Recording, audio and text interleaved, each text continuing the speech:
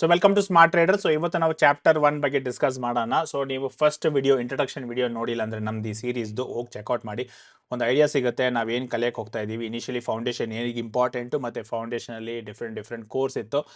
So ಅದ್ರ ಬಗ್ಗೆ ನಾವು 1 by 1 ಸ್ಟೆಪ್ ಬೈ ಸ್ಟೆಪ್ ಅಂದರೆ ಚಾಪ್ಟರ್ 1, ಚಾಪ್ಟರ್ 2, ಚಾಪ್ಟರ್ 3 ಈ ಥರ ನಾವು ಡಿವೈಡ್ ಮಾಡ್ಕೊಂಡು ಕಲಿಯೋಣ. ಸೊ ದ್ಯಾಟ್ ನಮಗೆ ಎಲ್ಲ ಕವರ್ ಮಾಡ್ಬೋದು. ಸೊ ಇವತ್ತು ಚಾಪ್ಟರ್ 1ನಲ್ಲಿ ಮಾರ್ಕೆಟ್ ಸ್ಟ್ರಕ್ಚರ್ ಬಗ್ಗೆ ಮಾತಾಡ್ತೀನಿ. ಸೊ ಅದಕ್ಕೂ ಮುಂಚೆ ನೀವು ನಮ್ಮ ಚಾನಲ್ಗೆ ಸಬ್ಸ್ಕ್ರೈಬ್ ಮಾಡಿಲ್ಲ ಅಂದರೆ ಸಬ್ಸ್ಕ್ರೈಬ್ ಮಾಡಿ, ಸೊ ದಟ್ ನಿಮಗೆ ಫ್ರೀ ಆಗಿ ಈ ಥರ ಕಲಿಬೋದು, ಡೀಪ್ ಆಗಿರೋ ಟಾಪಿಕ್ಸ್ನ ಕಲಿಬೋದು. ಆಲ್ಸೋ ನಿಮ್ಮ ಹತ್ರ ಟ್ರೇಡಿಂಗ್ ಅಕೌಂಟು, ಡಿಮ್ಯಾಟ್ ಅಕೌಂಟ್ ಇಲ್ಲ, ನಿಮ್ಗೆ ಯಾವತ್ತಾದ್ರೂ ಓಪನ್ ಮಾಡಬೇಕು ಅಂದರೆ ನಾವು ಲಿಂಕ್ನ ವಿಡಿಯೋ ಡಿಸ್ಕ್ರಿಪ್ಷನಲ್ಲಿ ಕೊಟ್ಟಿರ್ತೀನಿ. ಇಲ್ಲ ಅಂದರೆ ನಮ್ಮ ವಾಟ್ಸ್ಆ್ಯಪ್ ನಂಬರ್ಗೆ ವಾಟ್ಸ್ಆ್ಯಪ್ ಮಾಡ್ಬೋದು, ನಾವು ನಿಮಗೆ ಅಕೌಂಟ್ ಓಪನಿಂಗ್ ಲಿಂಕ್ನ ಕಳಿಸ್ತೇವೆ. ಸೊ ಇವತ್ತು ನಾವು ಏನು ಕಲಿಯಕ್ಕೆ ಹೋಗ್ತಾ ಇದ್ದೀವಿ, ಅಜೆಂಡಾ ಏನು ಇವತ್ತು ಅಂದರೆ ಇವತ್ತಿನ ಚಾಪ್ಟರ್ 1ನಲ್ಲಿ ಮಾರ್ಕೆಟ್ ಸ್ಟ್ರಕ್ಚರ್ ಏನು, ಮತ್ತು ನಾವು ಬಿಗಿನರ್ಸ್ ಏನಕ್ಕೆ ಸ್ಟ್ರಗಲ್ ಮಾಡ್ತೀವಿ, ಇದು ಗೊತ್ತಿಲ್ದಂಗೆ ಏನಕ್ಕೆ ಸ್ಟ್ರಗಲ್ ಆಗುತ್ತೆ ಬಿಗಿನರ್ಸ್ಗೆ ಜನರಲಿ ಆ ಇಶ್ಯೂನ, ಮತ್ತು 4 phases of market structure. Market structure ಅಂದರೆ ಅದರಲ್ಲಿ 4 ಥರ ಫೇಸ್ ಇದೆ. ಈ 4 ಥರ ಫೇಸ್ ನೀವು ಕಲ್ತ್ಕೊಂಡಷ್ಟು ನಿಮಗೆ ಒಳ್ಳೆಯದು. ಯಾಕಂದರೆ ನೀವು ಏನೇ ಇಂಡಿಕೇಟರ್ ಆಗಿರ್ಬೋದು, ಪ್ರೈಸ್ ಆ್ಯಕ್ಷನ್ ಆಗಿರಬೇಕು, ಏನೇ ಇರ್ಬೋದು, ಅದನ್ನು ನೀವು ಇದನ್ನು ರಿಲೇಟ್ ಮಾಡಿಕೊಂಡು ಯೂಸ್ ಮಾಡ್ಬೋದು. ನಿಮಗೆ ಕ್ಲಾರಿಟಿ ಸಿಗುತ್ತೆ ಆ್ಯಕ್ಚುಲಿ ಏನು ನಡೀತಿದೆ ಮಾರ್ಕೆಟಲ್ಲಿ ಅಂತ.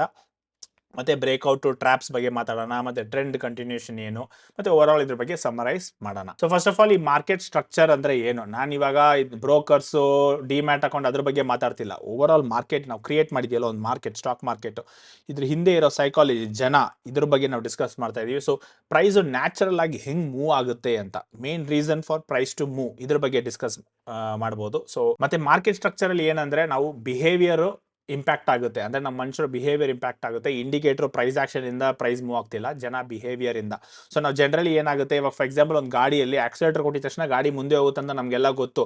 ಆದರೆ ಆಕ್ಸಿಲೇಟರ್ ಪ್ರೆಸ್ ಮಾಡಿದ ತಕ್ಷಣ ಒಳಗಡೆ ಇಂಜಿನು, ಅದರಲ್ಲಿ ಫ್ಯೂಲು, ಮೋಟ್ರು, ಇದ್ರ ಬಗ್ಗೆ ಎಲ್ಲ ನಮಗೆ ಗೊತ್ತಿರಲ್ಲ. ಸೊ ಅದೇ ಥರ ಈ ಇಂಡಿಕೇಟ್ರಲ್ಲಿ ಮುಂದಕ್ಕೆ ಹೋಯ್ತು, ಮೇಲಕ್ಕೆ ಬಂತು, ಸಿಗ್ನಲ್ ಬಂತು, ಆದರೆ ಆ ಸಿಗ್ನಲ್ ಏನಕ್ಕೆ ಬಂತು, ಯಾವುದರಿಂದ ಟ್ರಿಗರ್ ಆಯಿತು, ಅದನ್ನ ಬಿಹೇವಿಯರ್ಸು. ಸೊ ಅದ್ರ ಬಗ್ಗೆ ನಾವು ಮಾರ್ಕೆಟ್ ಸ್ಟ್ರಕ್ಚರ್ ಇಂದಾನೆ ಕಲಿಯೋದು ನಾವು. ಮತ್ತೆ ಈ ಮಾರ್ಕೆಟ್ ಸ್ಟ್ರಕ್ಚರ್ ಎಲ್ಲಾ ಮಾರ್ಕೆಟ್ಸ್ ಅಲ್ಲೂ ರಿಪೀಟ್ ಆಗುತ್ತೆ, ಆಯ್ತಾ. ನಮ್ಮ ಇಂಡಿಯನ್ ಮಾರ್ಕೆಟ್ಸ್ ಮಾತ್ರ ಅಲ್ಲ, ಇದು ಗ್ಲೋಬಲ್ ಮಾರ್ಕೆಟ್ಸ್ ಇಲ್ಲ ಯಾವುದೇ ಅಸೆಟ್ಸ್ ಆಗಿರಲಿ, ಈ ತರ ಪ್ಯಾಟರ್ನ್ಸ್ ರಿಪೀಟ್ ಆಗುತ್ತೆ. ಸೊ ನಿಮ್ಗೆ ಇದು ಕಲ್ತ್ರೆ ನಿಮ್ಗೆ ಎಲ್ಲಾ ತರ ಮಾರ್ಕೆಟ್ಸ್ ಅಲ್ಲೂ ಹೆಲ್ಪ್ಫುಲ್ ಆಗುತ್ತೆ. ಸೊ ಏನಕ್ಕಪ್ಪ ಬಿಗಿನರ್ಸ್ ಸ್ಟ್ರಗಲ್ ಮಾಡ್ತಾರೆ, ಬೇಸಿಕ್ಲಿ ಇವ್ರು ಏನ್ ಮಾಡ್ತಾರೆ, ಸ್ಟಾರ್ಟಿಂಗ್ ಅಲ್ಲಿ ನೀವು ನೋಡಿರ್ತಾರೆ ಯಾವ್ದಾದ್ರು indicator, for example smart trader RSI indicator ಬಗ್ಗೆ ಹೇಳ್ಕೊಟ್ರು, ಫಸ್ಟೇ ನಾನು ಇಂಡಿಕೇಟರ್ ಅಲ್ಲಿ ಬೈ ಸೆಲ್ ಟ್ರೈ ಮಾಡ್ತೀನಿ. ಸೊ ಅದ್ರ ಮೇಲೆ ರಿಲೈ ಆಗ್ತೀವಿ, ಅಲ್ಲಿ ಫೇಲಿಯರ್ಸ್ ಕ್ರಿಯೇಟ್ ಆಗುತ್ತೆ. ಏನಕ್ಕೆ ಫೇಲ್ ಆಗ್ತಿದೆ ಅಂತ ನಮ್ಗೆ ಯೋಚನೆ ಮಾಡೋಕ್ಕಾಗಲ್ಲ. ಮತ್ತೆ ಈ ಟಾಪ್ಸ್ ಅಂಡ್ ಬಾಟಮ್ಸ್ ನ ಗೆಸ್ ಮಾಡ್ತೀವಿ. ಓಕೆ, ಆಸ್ ಪರ್ RSI ಇದೆ ಓವರ್ ಬಾಟು, ಓವರ್ ಸೋಲ್ಡು, ಓಕೆ ಇದೆ ಲಾಸ್ಟ್ ಅನ್ಕೊಂತೀವಿ, ಆದ್ರೆ ಹಂಗಲ್ಲ. ಆಲ್ಸೋ ನಮಗೆ ಈ ಫೇಸಸ್ ನ ಅಂಡರ್ಸ್ಟ್ಯಾಂಡ್ ಮಾಡ್ಕೊಳ್ಳಲ್ಲ. ಅಂದ್ರೆ ಬಿಗಿನರ್ಸು ಈ ಮಾರ್ಕೆಟ್ ಸ್ಟ್ರಕ್ಚರ್ ನಾನು 4 ಫೇಸ್ ಇದೆ ಅಂತ ಹೇಳಿದ್ನಲ್ಲ, ಇದೇನು ಅಂತಾನೆ ಗೊತ್ತಿಲ್ಲ ನಿಮಗೆ. ಸೊ ಎಲ್ಲೋ ಯಾವುದೋ ಒಂದು ಪಾಯಿಂಟ್ ಅಲ್ಲಿ ಯಾವುದೋ ಇಂಡಿಕೇಟರ್ ಹಾಕ್ಬಿಟ್ಟು ಇಲ್ಲಿಂದ ಮೇಲೆ ಹೋಗ್ಬೇಕು, ಇಲ್ಲಿಂದ ಕೆಳಗಡೆ ಬರಬೇಕು ಅಂತ ಯೋಚನೆ ಮಾಡ್ತೀವಿ. ಆದ್ರೆ ಆ ತರ ನಡೆಯಲ್ಲ. ನಿಮ್ಗೂ ಎಕ್ಸ್ಪೀರಿಯನ್ಸ್ ಇರುತ್ತೆ, ಇಲ್ಲ ನೀವು ಟ್ರೈ ಮಾಡ್ರೆ ನಿಮ್ಗೊಂದು ಐಡಿಯಾ ಸಿಗುತ್ತೆ. So 4 phases of market structure ಏನು, ಇದನ್ನ ಜಸ್ಟ್ ಫಸ್ಟ್ ಅರ್ಥ ಮಾಡ್ಕೊಳ್ಳಿ. ವರ್ಡಿಂಗ್ಸು ಏನು ಬಯಾಟ್ ಮಾಡಬೇಕು ಅಂತಿಲ್ಲ, ಅರ್ಥ ಮಾಡ್ಕೊಳ್ಳಿ ಈಸಿಯಾಗಿ. ಅಕ್ಯುಮುಲೇಷನ್, ಮಾರ್ಕಪ್ ಅಂದರೆ ಅಪ್ ಟ್ರೆಂಡ್ ಅಂತ ಬೇಸಿಕ್ಲಿ, ಡಿಸ್ಟ್ರಿಬ್ಯೂಷನ್ ಮತ್ತು ಮಾರ್ಕ್ ಡೌನ್ ಅಂದರೆ down trend in simple way. So ಇವಾಗ ನೋಡಿ, ನಾನು ಒಂದು ಹೇಳ್ತೀನಿ ನಿಮಗೆ, ಏನು ಬೈ ಹಾರ್ಟ್ ಮಾಡೋಕೆ ಹೋಗಬೇಡಿ, ನಿಮ್ಗೆ ಅರ್ಥ ಆಗೋ ಥರ ಯೋಚನೆ ಮಾಡಿ, ಪ್ರಾಕ್ಟಿಕಲಾಗಿ ಯೋಚನೆ ಮಾಡೋಕ್ಕೆ ಟ್ರೈ ಮಾಡಿ. ಇನಿಷಿಯಲಿ ನಿಮಗೆ ಕಷ್ಟ ಆಗ್ಬೋದು, ಯಾಕಂದರೆ ನೋಡಿ ಇದೆಲ್ಲ ಸ್ವಲ್ಪ ತಲೆಗೆ ಒಂಥರ ಹುಳ ಬಿಟ್ಟಂಗೆ ಆಗುತ್ತೆ ಕೆಲವು ಟೈಮು. ಕೆಲವ್ರಿಗೆ ಈಸಿ ಇರುತ್ತೆ, ಕೆಲವ್ರಿಗೆ ಕಷ್ಟ ಇರುತ್ತೆ. ನೀವು ಕಷ್ಟ ಅಂತ ಇವಾಗಲೇ ಬಿಟ್ಬಿಟ್ರೆ ನಾಳೆ ನಿಮ್ಗೆ ಯಾರು ಇರಲ್ಲ ಹೆಲ್ಪ್ ಮಾಡೋಕ್ಕೋಸ್ಕರ. ಆಲ್ಸೋ ಇದು ತುಂಬ ಈಸಿ ಆಗಿದ್ದಿದ್ರೆ ಎಲ್ಲರೂ ಮಾರ್ಕೆಟಲ್ಲಿ ಎಕ್ಸ್ಪರ್ಟ್ ಆಗಿಬಿಟ್ಟಿರೋರು. ಸ್ವಲ್ಪ ಜನ ಸ್ವಲ್ಪ ತಲೆ ಹುಳ ಬಿಟ್ಕೊಂಡು, ಕಷ್ಟಪಟ್ಕೊಂಡು, ಸ್ವಲ್ಪ ಪ್ರೆಷರ್ ಕೊಟ್ಕೊಂಡು ಕಲ್ತ್ಕೊಳ್ಳೋಕೆ ಟ್ರೈ ಮಾಡ್ತಾರೆ. ಸೊ ಸ್ಟಾರ್ಟಿಂಗಲ್ಲಿ ಅರ್ಥ ಆಗಿಲ್ಲ ಅಂದರೆ ತಿರ್ಗಾ ನೋಡಿ ಅರ್ಥ ಮಾಡ್ಕೊಳ್ಳಿ. ಇಲ್ಲ ಚಾಪ್ಟರ್ 1, ಚಾಪ್ಟರ್ 2 ಮೆತ್ತಿಗೆ ನಿಮಗೆ ಅಂಡರ್ಸ್ಟ್ಯಾಂಡಿಂಗ್ ಆಗುತ್ತೆ. ಅಟ್ಲೀಸ್ಟ್ ಯಾರ್ಯಾರು ಇಗ್ನೋರ್ ಮಾಡ್ತಿರೋ ಅವ್ರಿಗಿಂತ ನೀವು ಅಟ್ಲೀಸ್ಟ್ ಬೆಟರ್ ಆಗಿರ್ತೀರಾ ಇದನ್ನ ಅರ್ಥ ಮಾಡ್ಕೊಳಕ್ ಟ್ರೈ ಮಾಡಿದ್ರೆ. ಸೊ ಸ್ವಲ್ಪ ಹುಳ ಬಿದ್ದೇ ಬೀಳುತ್ತೆ, ಅರ್ಥ ಮಾಡ್ಕೊಳಕ್ ಟ್ರೈ ಮಾಡ್ಕೊಳ್ಳಿ. ಇವಾಗ ಒಂದೊಂದಾಗಿ ಎಕ್ಸ್ಪ್ಲೈನ್ ಮಾಡ್ತೀನಿ, ಅಕ್ಯುಮುಲೇಷನ್ ಏನು, ಮಾರ್ಕಪ್ ಏನು, ಡಿಸ್ಟ್ರಿಬ್ಯೂಷನ್ ಏನು, ಮಾರ್ಕ್ ಡೌನ್ ಏನು ಅಂತ. ಸೊ ಇದ್ರ ಅರ್ಥ ಮಾಡ್ಕೊಳ್ಳೋದ್ರಿಂದ ನಿಮ್ಗೆ ಐಡಿಯಾ ಸಿಗುತ್ತೆ ಹೆಂಗೆ ಒಂದು ಸ್ಟಾಕ್ ಚಾರ್ಟು ಇಲ್ಲ ಒಂದು ಮಾರ್ಕೆಟ್ ಚಾರ್ಟ್ ಹೆಂಗಿದೆ, ಇಲ್ಲಿ ನಾನು ಇಂಡಿಕೇಟರ್ ಅಪ್ಲೈ ಮಾಡಬೇಕಾ, ಇಲ್ಲ ಇಲ್ಲಿ ಫೇಲ್ ಆಗುತ್ತಾ ಅಂತ ನಿಮ್ಗೊಂದು ಐಡಿಯಾ ಸಿಗುತ್ತೆ. All right, phase 1 accumulation. ಏನಪ್ಪ ಈ ಅಕ್ಯುಮುಲೇಷನ್ ಅಂದ್ರೆ, ಇವಾಗ ಫಾರ್ ಎಕ್ಸಾಂಪಲ್ ಒಂದು ಈ ಡಯಾಗ್ರಾಮ್ ಅಲ್ಲಿ ಹೇಳ್ಬಿಡ್ತೀನಿ, ಸೊ ದಟ್ ಪ್ರಾಕ್ಟಿಕಲಿ ನಿಮ್ಗೆ ಅರ್ಥ ಆಗಲಿ, ಆಮೇಲೆ ವರ್ಡಿಂಗ್ಸ್ ಬಗ್ಗೆ ಹೋಗೋಣ. ಅಂದ್ರೆ ಇವಾಗ ನೋಡಿ, ಫಾರ್ ಎಕ್ಸಾಂಪಲ್ ಯಾವುದೋ ಒಂದು ಸ್ಟಾಕು ಇಲ್ಲ ಮಾರ್ಕೆಟಿಂಗ್ ಬೀಳ್ತಾ ಇದೆ ಅನ್ಕೊಳ್ಳಿ, ಬೀಳೋದು ಕಮ್ಮಿ ಆಗುತ್ತೆ, ಮೆತ್ತಿಗೆ ಸೈಡ್ ವೇಸ್ ಆಗ್ತಾ ಇರುತ್ತೆ. ಅಂದ್ರೆ ಮಾರೋರು ಕಮ್ಮಿ ಆಗ್ತಾರೆ, ಇಲ್ಲ ಬೈ ಮಾಡೋರು ಈಕ್ವಲಿ ಪ್ರೆಷರ್ ಆಗ್ತಾ ಇರ್ತಾರೆ.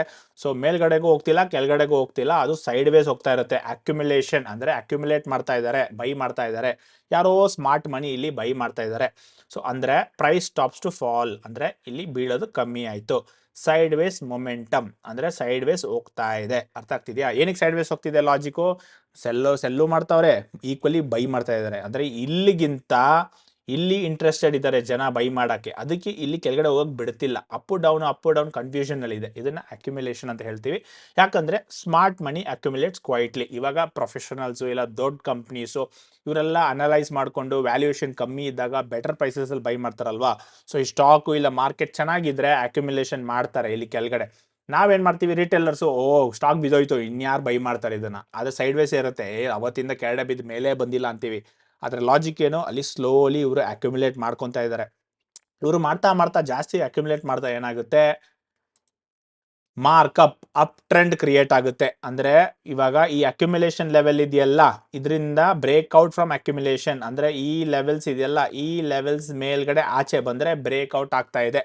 ಇಲ್ಲಿ ಜಾಸ್ತಿ ತುಂಬಾ ಡಿಮ್ಯಾಂಡ್ ಇದೆ ಆಯ್ತಾ, ಡಿಮ್ಯಾಂಡ್ ಸಪ್ಲೈಗಿದೆ ಜಾಸ್ತಿ ಇದೆ, ಮಾರೋರು ತುಂಬಾ ಕಮ್ಮಿ, ತಗೊಳ್ಳೋರು ತುಂಬಾ ಜಾಸ್ತಿ. ಅವಾಗ ಏನಾಗುತ್ತೆ, ಡಿಮ್ಯಾಂಡ್ ಜಾಸ್ತಿ, ಬೈ ಮಾಡ್ಕೊಂಡು ಮೇಲ್ಗಡೆ ಹೋಗ್ತಾ ಇದೆ ಆಯ್ತಾ. ಕಾನ್ಫಿಡೆಂಟ್ ರೈಸಸ್, ಎಲ್ಲರ ಕಾನ್ಫಿಡೆನ್ಸ್ ಮೇಲೆ ಹೋಗುತ್ತೆ. ಸೊ ಅವಾಗ ಏನಾಗುತ್ತೆ, ಈ ಮಾರ್ಕಪ್ ಅಂದ್ರೆ up trend, basically simple words ಅಲ್ಲಿ ಅಪ್ ಟ್ರೆಂಡ್ ಕ್ರಿಯೇಟ್ ಆಗುತ್ತೆ.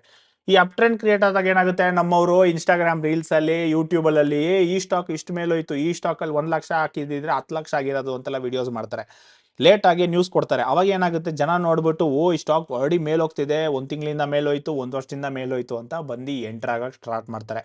ಸೊ ಜನರಲಿ ಅದನ್ನ ಇಲ್ಲಿ ಸ್ಮಾರ್ಟ್ ಮನಿ ಅಂತಾರೆ, ಇಲ್ಲಿ ಜನರಲಿ ಫೂಲಿಶ್ ಮನಿ ಅಂತ ಹೇಳ್ತಾರೆ. ಸುಮ್ಮನೆ ವರ್ಡ್ಸ್, ಅವ್ರು ಫೂಲ್ಸ್ ಅಂತ ಏನಲ್ಲ, ಎಲ್ಲರೂ ಎಲ್ಬೇಕೋ ಆ್ಯಡ್ ಆಗ್ಬೋದು. ಸೊ ಇವರು ಫೂಲಿಶ್ ಇನ್ವೆಸ್ಟರ್ಸ್ ಏನ್ ಮಾಡ್ತಾರೆ, ಇದನ್ನ ಮೇಲೆ ಕರ್ಕೊಂಡು ಹೋಗ್ತಾ ಇರ್ತಾರೆ. ಇವಾಗ ಏನಾಗುತ್ತೆ, ಸ್ಮಾರ್ಟ್ ಮನಿ ಅವ್ರಿಗೆ ಓಕೆ ಮೇಲ್ಗಡೆ ಹೋಯ್ತು, ನಮಗೆ ಸಾಕು ಈ ಲೆವೆಲ್ಸ್, ಇವರು ಮೆತ್ತಗೆ ಮಾರಕ್ ಸ್ಟಾರ್ಟ್ ಮಾಡ್ತಾರೆ.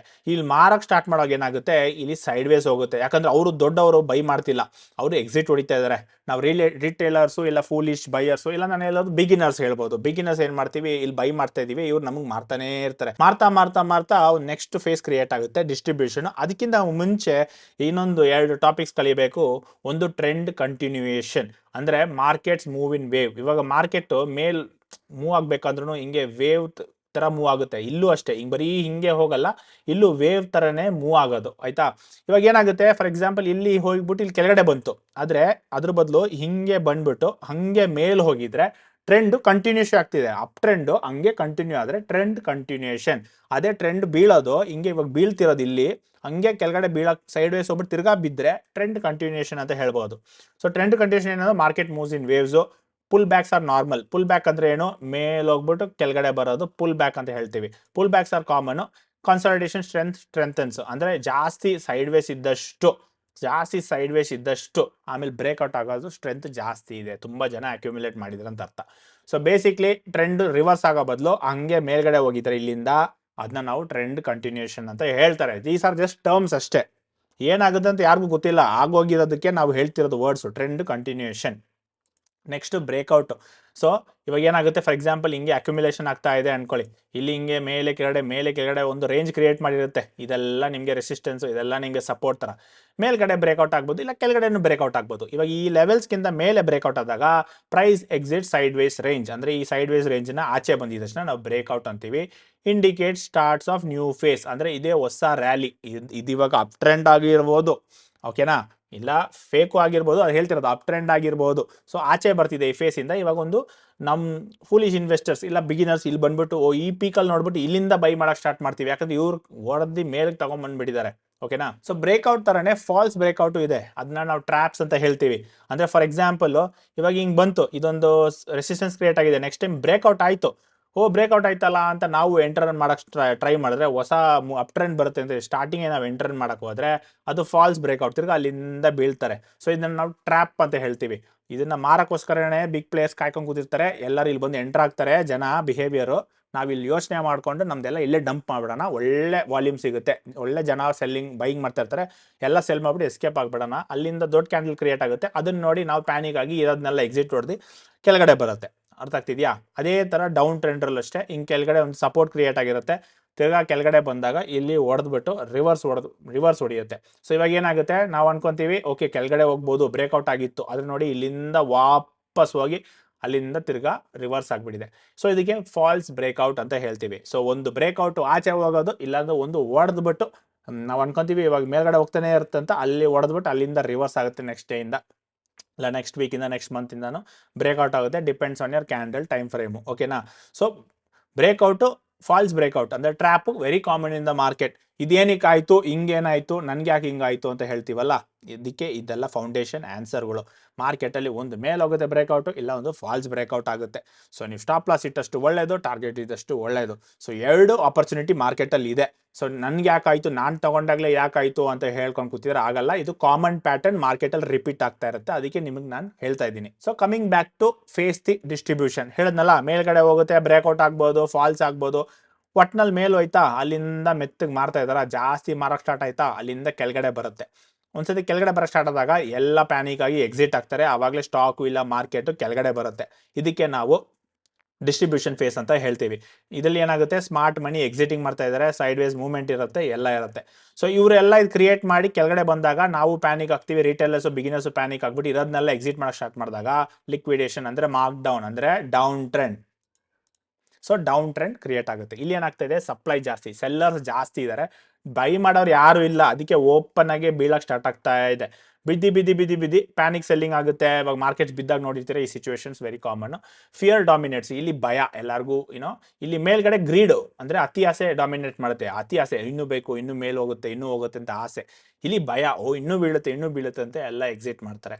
ಸೊ ಇಲ್ಲಿ ಒಂದು ಪಾಯಿಂಟ್ ಬಂದಾಗ, ಪ್ರಾಪರ್ ವ್ಯಾಲ್ಯೂಯೇಷನ್ ಬಂದಾಗ ತಿರ್ಗಾ ಸೇಮ್ ರಿಪೀಟ್ ಆಗುತ್ತೆ. ಅಕ್ಯುಮಿಲೇಷನ್, ಸ್ಮಾರ್ಟ್ ಮನಿಯವರು ಓಕೆ ಇವಾಗ ಒಳ್ಳೆ ಪ್ರೈಸು, ಇಲ್ಲಿ ನಾನು ಆ್ಯಡ್ ಮಾಡ್ಕೊಳ್ಳಲ್ಲ, ಇವರೆಲ್ಲ ಸೆಲ್ ಮಾಡ್ಕೊಳ್ಳಿ, ನಾನು ಬೇಗ ತೊಗೊಂಬಿಡೋಣ ಇವ್ರ ಹತ್ರ, ಸೊ ದಟ್ ನಮಗೆ ಬೆಟರ್ ಪ್ರೈಸ್ ಸಿಗುತ್ತೆ. ಸೊ ಅಕ್ಯುಮಿಲೇಷನ್, ಮಾರ್ಕಪ್ ಅಂದರೆ up trend, distribution, down trend, mark down, ತಿರ್ಗಾ ಅಕ್ಯುಮಿಲೇಷನ್ ಕ್ರಿಯೇಟ್ ಆಗುತ್ತೆ.